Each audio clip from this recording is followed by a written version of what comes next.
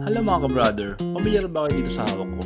Yes, ito yung Buddha fruit na inaasam ng iba. And yes, hawak ko to, ikikwento ko kung paano ko nakuha. Una, nandito ko sa Cake Island. Hinahanap ko yung Cake Queen dahil part siya ng quest. Since first time ko rin mamit yung Cake Queen, ayan, nakita ko siya dyan. So una, tinignan ko muna kung talagang anong itsura niya yan. Zinumin ko pa nga yan eh. Tingnan natin kung anong itsura niya. Ayan, itsura niya, galit na galit. Gustong malaki. Hindi naman nakamukha sa Big Mom eh. Si Big Mom medyo beautiful eh. Ito, ewan ko kung anong itsura.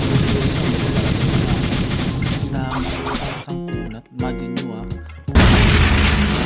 Tapos ang hirap niyang i-damage. Ang tagal ko siya kinatay. Tapos munti ka pa niya akong kill dito. Tingnan nyo, nangalahati na agad yung buhay ko. Pero syempre, nagtsaga pa rin lang para makuha natin. In case na hindi ko alam kung anong drops ito eh. Nitesting ko lang baka sakali may malaglag na pero something. Yan, tingnan ko na. Pero ano nyo ba si Big Mom sa One Piece? Diba yung ng araw eh, napakasexy. Eh pero nung tagal naging bulldog siya talaga. Hindi natin alam kung namekos siya ng mga jowa niya ng araw. Pero ewan, basta naging masaya rin sa piling ng mga jowa niya. Pero yan nga, patuloy pa rin akong binabalatan ko si kaya lang talagang napakakunat nito. Hindi ko alam kung i-testing ko talaga lang ang mga kaya ko. So habang ginagawa ko itong video, nag-iisip ko ano naman yung One Piece. Kaya rin na nakita yun, tumumba ako. Grabe talaga yung damage yung encounter niya. Sakit talaga yung damage. Tapos nakabulat pa ako, naka-sharp pa ako. Sharp B3 pa naman. Grabe talaga yung bawat hapon ito.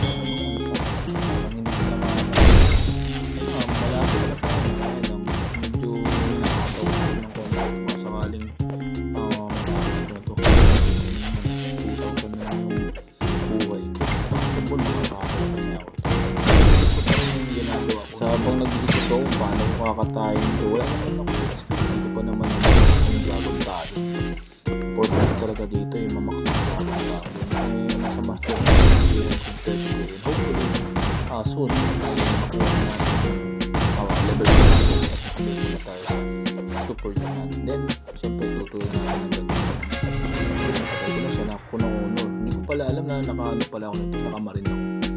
So yun, napatay ko si Big Mom. And, mag-scroll pa rin ako dito. Yun naman, after nung ganong kabigat na laban, ang gagawin ko kasi dito at nagko-content ako, palagi ako nag-roll. Alam nyo, nag-roll tayo kahit basura yung lumalabas, wala namang problema yun. So, nagpakit na naman ako dito sa camera natin. Ayun na, pinakita ko yung Naruto shirt ko. Meron pa akong twin hook dito, pero okay lang. Then nag-decide ako na sabi ko mag-roll ako nito. Baka sakaling swerte ngayong araw. Teleport ako papuntang Port Town. Siyempre after Port Town, lalangoy ako niyan. Saan ako lalangoy?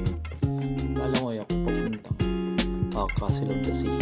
Siyempre, mamadali ko na to. Papunta naman ako dun. Nung dumating ako sa Castle of the Sea, siyempre, nagamitin ko yung teleporter dito. Wala naman tayong portal proof. Alam nyo naman, mahirap lang tayo. Wala tayong permanent proof. Pero sana sa mga susunod na laro natin, meron na. So yan, medyo madali na yung pasok dito. Pumasok na ako sa mansion and syempre pupunta ako dito sa Blackfoot Gacha para mag-try na mag-roll. At alam nyo na ang nangyari, di ba guys?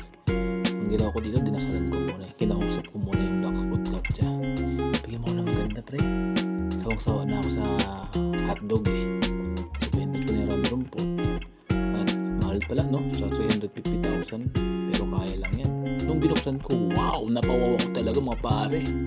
Buddha fruit pre, first time ko magkaroon ng Buddha fruit at sana magkaroon din kayo ng Buddha fruit someday. So yun na lang, i-share ko na lang sa inyo yung kasiyahan ko ngayong araw. Keep safe mga brothers, see you sa mga susunod nating video.